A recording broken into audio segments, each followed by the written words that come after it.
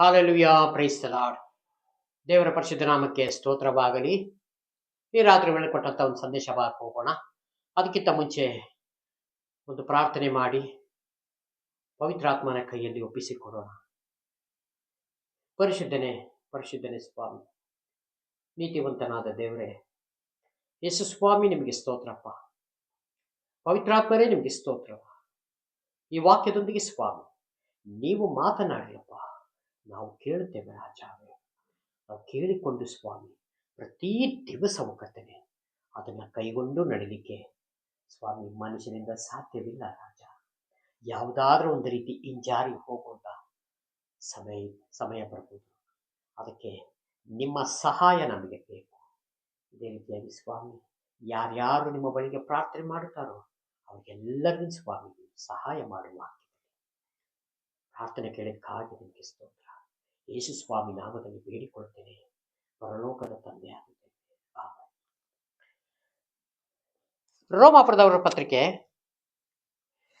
ರೋಮಾಪುರದವರಿಗೆ ಬರೆದ ಪತ್ರಿಕೆ 8ನೇ ಅಧ್ಯಾಯ 1ನೇ ವಚನವನ್ನು ತೆಗೆದುಕೊಳ್ಳೋಣ.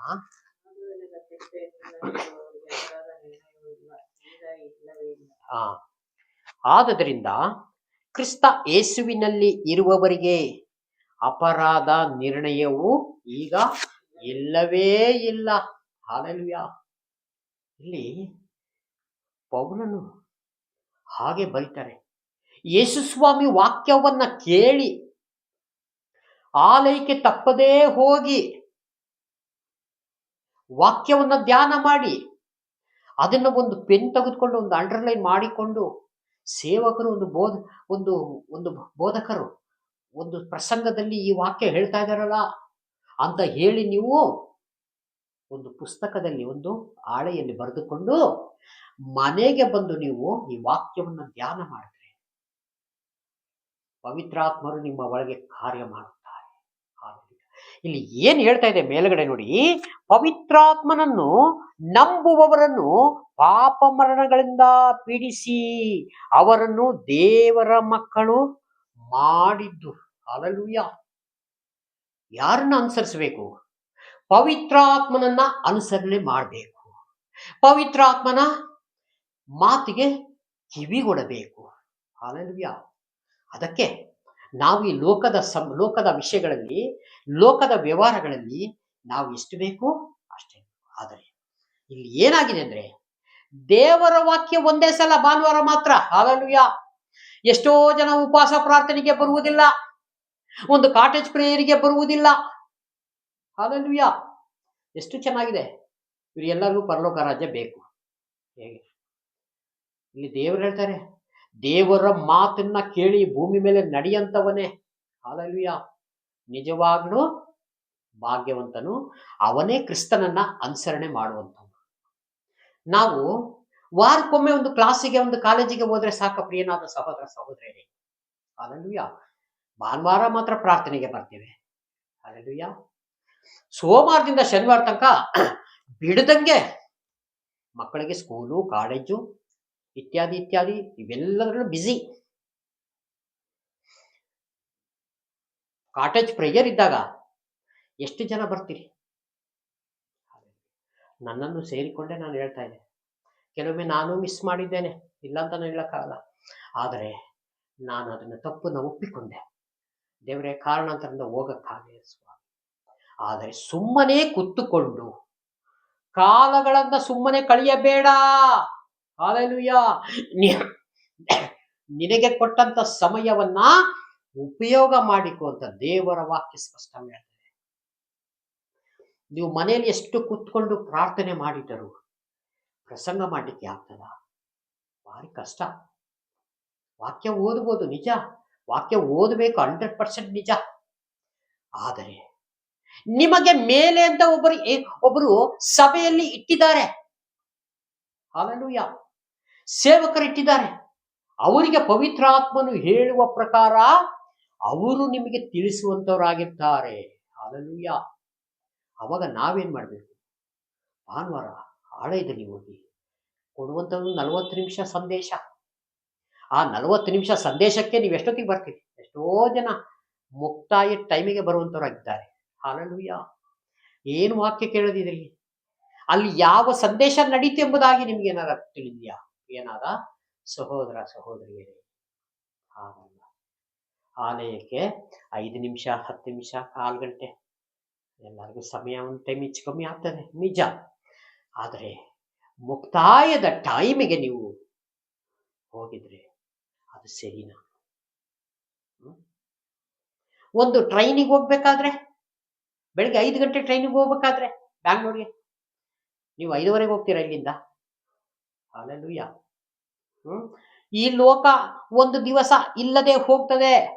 ನೀವು ಹತ್ತುವಂತ ಟ್ರೈನ್ ಇರುವುದಿಲ್ಲ, ಆ ಅಳಿ ಇರುವುದಿಲ್ಲ, ಆ ರೋಡ್ ಇರುವುದಿಲ್ಲ, ಈ ಭೂಮಿ ಇರುವುದಿಲ್ಲ, ಈ ಆಕಾಶ ಇರುವುದಿಲ್ಲ, ಈ ಸಮುದ್ರ ಇರುವುದಿಲ್ಲ, ಈ ನಕ್ಷತ್ರಗಳು ಇರುವುದಿಲ್ಲ. ಹಲ್ಲೆಲೂಯಾ. ದೇವರು ಏನು ಉಂಟು ಮಾಡಿದರು ಅದೆಲ್ಲ ಒಂದು ದಿವಸ ನಾಶ ಆಗ್ತದೆ. ಅದನ್ನ ಇವತ್ತು ನಾವು ನೀವು ಹಿಂಬಾಲಿಸ್ತಾ ಇದ್ದೇವ?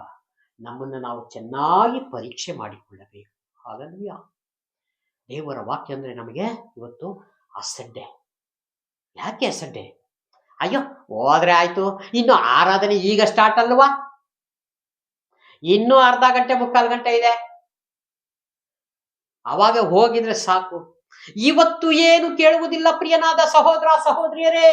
ಒಂದು ದಿವಸ ಉಂಟು,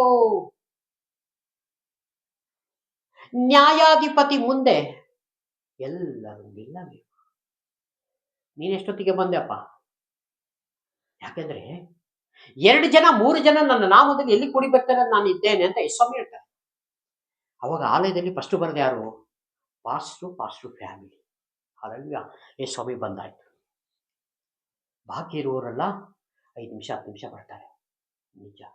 ಅರ್ಧ ಗಂಟೆ, ಮುಕ್ಕಾಲು ಗಂಟೆ, 1 ಗಂಟೆ, ಕೆಲವೊಮ್ಮೆ 1.5 ಗಂಟೆ ತಡವಾಗಿ ಬರುವಂತವರು ಇದ್ದಾರೆ. ಹಾಗಾಗಿ ಪವಿತ್ರಾತ್ಮರು ದುಃಖ ಪಡುತ್ತಾರೋ ಇಲ್ಲವೋ ನಿಮ್ಮನ್ನ ನೀವೇ ಚೆನ್ನಾಗಿ ತಿಳಿದುಕೊಳ್ಳಿ. 1000 ಪ್ರಾಬ್ಲಮ್ ಇರ್ತದೆ ನಮಗೆ. ಈ ಪ್ರಾಬ್ಲಮ್ ಈ ಭೂಮಿ ಬಿಡೋ ತನಕ ನಮ್ಗೆ ಬಿಡುವುದಿಲ್ಲ ಈ ಪ್ರಾಬ್ಲಮ್. ಹಾಗಾಗಿ ನನಗೂ ಈ 3 ದಿವಸದಿಂದ ಆರೋಗ್ಯ ಸರಿ ಇಲ್ಲ. ಸಿಕ್ಕಾಪಟ್ಟೆ ಕೆಮ್ಮು, ಶೀತ, ನೆಗಡಿ ಎಲ್ಲ ಬರ್ತಾ ಇದೆ. ಆದ್ರೆ ಪ್ರಸಂಗ ಮಾಡಕ್ಕೆ ಆಗಲಿಲ್ಲ. ಅದಕ್ಕಾಗಿ 2 ದಿವಸ ನಾನು ವಾಕ್ಯ ಸಾರಲಿಲ್ಲ. ಇವತ್ತು ನನಗೆ ಆಗ್ತಾ ಇಲ್ಲ. ಆದ್ರೆ ನಾನು ಇನ್ನೂ ನಿಲ್ಲಿಸಬಾರದು. ನನಗೆ ದೇವರ ಆತ್ಮ ನನಗೆ ಹೇಳ್ತಾ ಇದ್ದಾರೆ, ನೀನು ವಾಕ್ಯ ಸಾರಲೇಬೇಕು. ನೀನು ಇದನ್ನ ನೋಡ್ಬೇಡ. ಇದು ನಿನಗೆ ದುರಾತ್ಮ ಹೇಳ್ತಾ ಇದ್ದಾನೆ, ನಿನಗೆ ಕೆಮ್ಮಿದೆ, ನಿನಗೆ ಪ್ರಾಬ್ಲಮ್ ಆಗ್ತದೆ, ವಾಕ್ಯ ಸಾರಬೇಡ ನೀನು ಅಂತ. ನಾನು ಅದನ್ನೆಲ್ಲ ಹಿಂದೆ ಇಟ್ಟು ಸೈಡಿಗಿಟ್ಟು ಮನೆಗೆ ಬಂದು ಇಲ್ಲಿ ವಾಕ್ಯವನ್ನು ಸಾರ್ತಾ ಇದ್ದೀನಿ. ಈ ರೀತಿಯಾಗಿ ನಂಬಿಗಸ್ತನು ಒಬ್ಬರಾದ್ರೂ ಇದ್ದಾರ ಅಂತ ಆದಿಕಾಂಡದಲ್ಲಿ ನೋಡುವಾಗ ಯಾರು ಕಂಡರು? ನೋಹ. ಈ ಭೂಮಿ ಮೇಲೆ ನೀತಿವಂತನು ಒಬ್ಬನಾದ್ರೂ ಇದ್ದಾರ ಅಂತ ನೋಡುವಾಗ ನೋಹನು ಕಂಡನು. ಅದಕ್ಕೆ ಆ ನೋಹನ ಮುಖಾಂತರವೇ ನಾವೇ ಅಲ್ಲಿ ನೀವೆಲ್ಲ ಸೇರಿಕೊಂಡು ಬದುಕಿಕೊಳ್ಳಿರಿ. ಈ ದೇಶದಲ್ಲಿ, ಈ ಲೋಕದಲ್ಲಿ ನೀವೆಲ್ಲ ಹಪ್ಪಿಕೊಳ್ಳಿರಿ. ಹಲ್ಲೆಲೂಯಾ. ಎಂತ ಭಾಗ್ಯ, ಎಂತ ಚಾನ್ಸ್ ದೇವರು ನಮ್ಮನ್ನ ಕೊಟ್ಟರು. ಇಲ್ದ ಹೋಗಿದ್ರೆ ನಾವೇನಾಗ್ತಿದ್ವಿ ಅವತ್ತು? ನಾವು ಇವತ್ತಿಲ್ಲ ಭೂಮಿ ಮೇಲೆ. ಅವತ್ತೇ ಭೂಮಿ ಎಲ್ಲ ದೇವರು ಕ್ಲೋಸ್ ಮಾಡ್ಬಿಟ್ಟಿದ್ರು. ಹಲ್ಲೆಲೂಯಾ. ನಾವು ನಿಜವಾಗ್ಲೂ ನೋಹನಿಗೆ ಥ್ಯಾಂಕ್ಸ್ ಹೇಳಬೇಕು, ಅವರ ಕುಟುಂಬಕ್ಕೆ ಥ್ಯಾಂಕ್ಸ್ ಹೇಳಬೇಕು. ಹಲ್ಲೆಲೂಯಾ. ಇವತ್ತು ನಮಗೆ ಪರಲೋಕ ಹೋಗಲಿಕ್ಕೆ ಅವರು ಈ ಭೂಮಿ ಮೇಲೆ ನಮಗೆ ಒಂದು ಮಾದರಿಯಾಗಿದ್ದಾರೆ. ನಾವು ಅದಕ್ಕಾಗಿ ಪವಿತ್ರಾತ್ಮನಿಂದ ಉಂಟಾದ ವರಗಳನ್ನು ನಾವು ಧ್ಯಾನಿಸಬೇಕು, ಪ್ರಾರ್ಥಿಸಬೇಕು. ಪ್ರತಿ ದಿವಸ ನಾವು ಪರಿಶುದ್ಧಾತ್ಮನೇ ನಮ್ಮಿಂದ ಹೋಗಬೇಡಪ್ಪ, ನಮ್ಮಲ್ಲೇ ಇರು. ಅವಾಗ ನೀವು ಎಲ್ಲಿ ಹೋದ್ರು ನಿಮ್ಗೆ ಯಾವ ತೊಂದರೆಗಳಿದ್ರು ದೇವರಾತ್ಮ ನಿಮಗೆ ಒಂದು ಇಂಟಿಮೇಷನ್, ಅಂದ್ರೆ ಒಂದು ಇಂಪ್ರಿಮೇಷನ್. ಸಹೋದರ ಸಹೋದರಿ, ಈ ಕಡೆ ಹೋಗ್ಬೇಡ. ಎಷ್ಟೋ ಜನ ಗೊತ್ತಿಲ್ಲದೆ ಪ್ರಯಾಣ ಮಾಡಿ ಎಲ್ಲೋ ಹೋಗಿ ಸಿಕ್ಕಾಕೊಂಡು ಏನೋ ಒಂದು ಕಷ್ಟ ಪಡುತ್ತಾರೆ. ಕೆಲವೊಬ್ರು ಪ್ರಾಣ ನಷ್ಟ ಮಾಡಿಕೊಳ್ತಾರೆ. ನೋಡಿ, ಅನ್ಯರಿಗೆ ಅದೇ ರೀತಿ ಆಗ್ತಾ ಇದೆ. ಅವರಿಗೆ ಪವಿತ್ರಾತ್ಮನ ಗೊತ್ತಿಲ್ಲ, ಯೇಸುಸ್ವಾಮಿ ಗೊತ್ತಿಲ್ಲ, ಸ್ವರ್ಗ ನರಕ ಇದೆಲ್ಲ ಸತ್ ಮೇಲೆ ತಾನೇ ಅಂತ ಎಷ್ಟೋ ಜನ ನನ್ನ ಹತ್ರ ಹೇಳಿದ್ದಾರೆ. ಹಾಲೆಲೂಯಾ. ಅವ್ರ ಹತ್ರ ಎಷ್ಟು ನಾನು ಹೇಳೋದು 2 ಮಾತಿನಲ್ಲಿ ಹೇಳ್ಬೋದು. ಆದರೆ ಸಂಪೂರ್ಣವಾಗಿ ಅವರಿಗೆ ದೇವರ ವಾಕ್ಯವನ್ನು ಹೇಳಿ ಬರ್ಬೋದಷ್ಟೇ ಬಿಟ್ಟರೆ ನಾವು ಯಾರು ಪರಲೋಕ ಕರ್ಕೊಂಡ್ಬರ್ಲಿಕ್ಕೆ ಸಾಧ್ಯವೇ ಇಲ್ಲ. ಹಾಗಾಗಿ ನಾವು ಚೆನ್ನಾಗಿ ದೇವರಲ್ಲಿ ಬದುಕಬೇಕು, ದೇವರಲ್ಲೇ ಬದುಕಬೇಕು. ಅದಕ್ಕೆ ಯೋಬ ಹೇಳುವುದು, ಅಪ್ಪ ದೇವರು ಕೊಟ್ಟರು, ದೇವರು ತೆಗೆದುಕೊಂಡರು, ದೇವರ ನಾಮಕ್ಕೆ ಸ್ತೋತ್ರವಾಗಲಿ. ಇಲ್ಲಿರುವುದೆಲ್ಲ ಏನೇ ಇದ್ದರೂ ಯಾವುದನ್ನು ಒತ್ತುಕೊಂಡು ಹೋಗಲಾರೆವು. ಎಲ್ಲವನ್ನು ಬಿಟ್ಟು ಮಕ್ಕಳಿಗೆ ಬಿಟ್ಟು ಹೋಗ್ತೀವಿ, ಮೊಮ್ಮಕ್ಕಳಿಗೆ ಪ್ರಾಪರ್ಟಿ ಮಾಡ್ತೇವೆ. ನನಗೆ ಈ ಡಿಸೈನ್ ಮಾಡಬೇಕು, ಬಿಲ್ಡಿಂಗ್ ಇಂಥ ಸೈಟ್ನಲ್ಲಿ ವಾಸ್ತು ಪ್ರಕಾರ ಕಟ್ಟಬೇಕು, ಚೆನ್ನಾಗಿ ಮನೆ ಡಿಸೈನ್ ಕಾಣಬೇಕು, ಗೃಹಪ್ರವೇಶಕ್ಕೆ ಬರುವಾಗ ಜನಗಳೆಲ್ಲ ನೋಡಿ ಖುಷಿ ಪಡಬೇಕು. ಇದೆಲ್ಲ ಲೋಕದಲ್ಲಿ ನಿಜ, ಇದೆಲ್ಲ ಬೇಕು. ಆದರೆ ಕ್ರಿಸ್ತನನ್ನು ಬಿಟ್ಟು ಯಾವುದು ಮಾಡಬಾರ್ದು. ಕ್ರಿಸ್ತನೇ ನಮ್ಮ ಬಾಳಿನಲ್ಲಿ ಇಲ್ಲ ಅಂದ್ರೆ ಅದಕ್ಕೆ ಲೋಕವೆಲ್ಲ ನೀನು ಸಂಪಾದನೆ ಮಾಡಿಕೊಂಡೆ, ನಿನ್ನ ಆತ್ಮನಷ್ಟವ ಮಾಡಿಕೊಂಡ್ರೆ ಏನು ಲಾಭ, ಏನೂ ಪ್ರಯೋಜನ ಇಲ್ಲ. ನೀವು ಹೋಗ್ಬೋದು, ಆದರೆ ಜನಗಳು ನೋಡಿ ಎಂಥವ್ರು ಬಿಲ್ಡಿಂಗ್ ಕಟ್ಟಿದ್ದಾರೆ, ಇದು ಅಷ್ಟು ಮಾತ್ರ ಸಿಗುತ್ತೆ ಹೊರತು ನಮಗೆ ಯಾವ ಮುಕ್ತಿಯೂ ಇಲ್ಲ.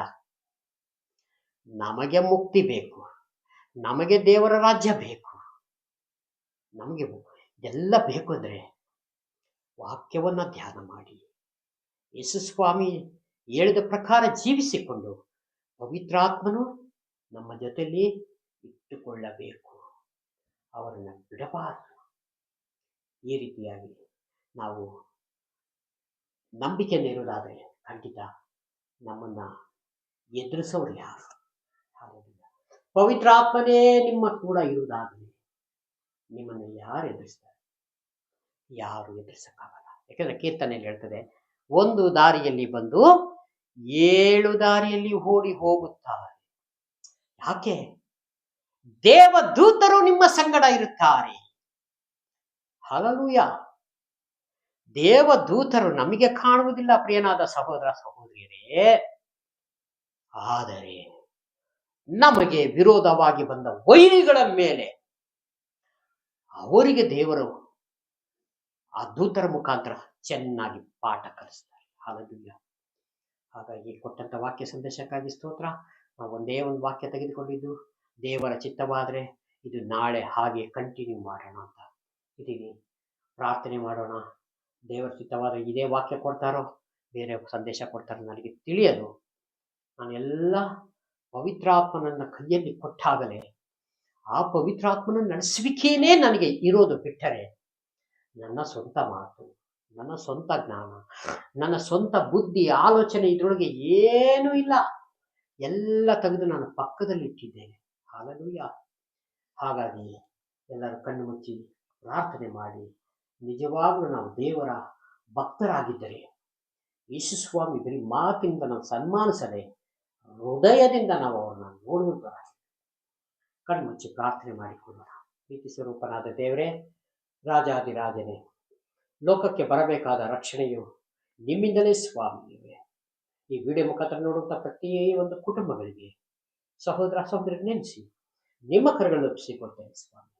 ಅವರೆಲ್ಲ ಸ್ವಾಮಿ ದೇವರೇ ಪವಿತ್ರಾತ್ಮದಿಂದ ಉಂಟಾದ ವರಗಳ ಮೇಲೆ ಸ್ವಾಮಿ ಜೀವಿಸಿ. ಹಾಲೆಲೂಯ. ಪ್ರಾರ್ಥನೆ ಕೇಳಿದ್ದಕ್ಕಾಗಿ ಸ್ತೋತ್ರ. ಯೇಸು ಸ್ವಾಮಿ ನಾಮದಲ್ಲಿ ಬೇಡಿಕೊಳ್ಳುತ್ತೇನೆ, ಜೀವವುಳ್ಳ ಪರಲೋಕ ತಂದೆ. Praise the Lord. God bless you. ದೇವರೆಲ್ಲರನ್ನು ಆಶೀರ್ವದಿಸಲಿ. ಆಮೆನ್.